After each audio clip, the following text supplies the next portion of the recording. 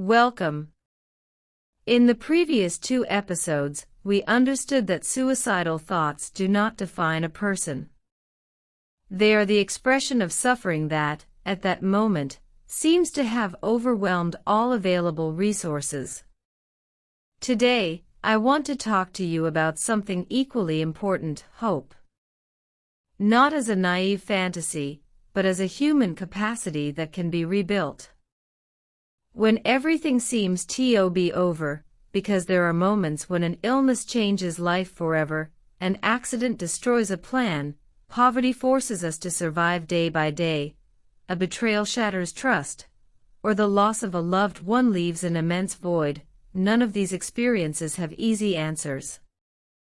Yet, they do not have to be the end of the story. Human beings possess an extraordinary capacity to find new paths, even after the deepest losses. Carl Gustav Jung maintained that many of life's great crises can also become the beginning of an inner transformation.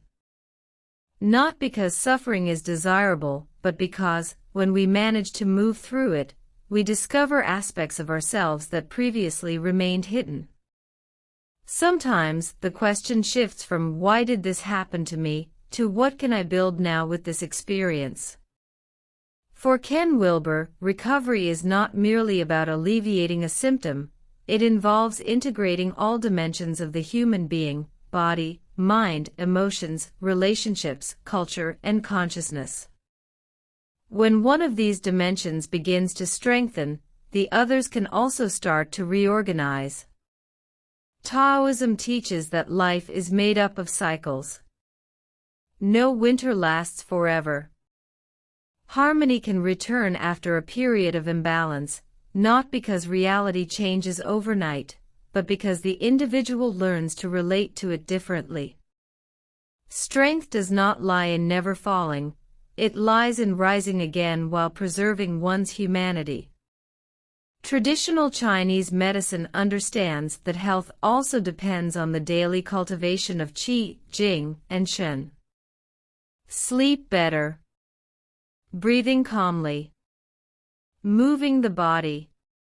Eating in a way that suits one's individual circumstances. Seeking support from others.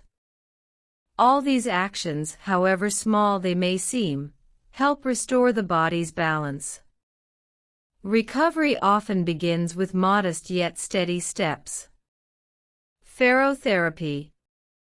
At Faro, we propose rebuilding hope on several levels. Biology, caring for the body and seeking medical attention when needed. Psychological, expressing suffering rather than bearing it in silence.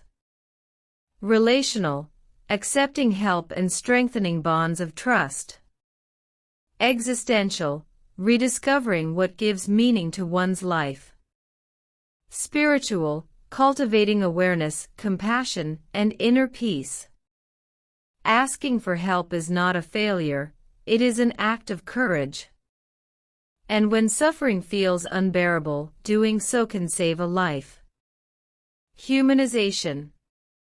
Sometimes we believe that to help, we must have grand answers. Yet, many people remember something far simpler: someone who listened to them, someone who stayed by their side, someone who didn't judge them. Human presence can also be a form of medicine. We often repeat that those who suffer must ask for help. But we should also ask ourselves, what responsibility do we bear, those of us who live alongside that suffering? A truly humanized society does not always wait for the person to find the strength to raise their hand. It learns to look. It teaches me to listen.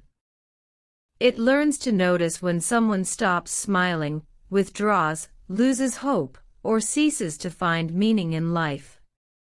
Prevention also means fostering sensitive communities, attentive professionals, present families, and public policies that do not abandon those going through moments of extreme vulnerability. Care should not be the exception, it should be part of our culture.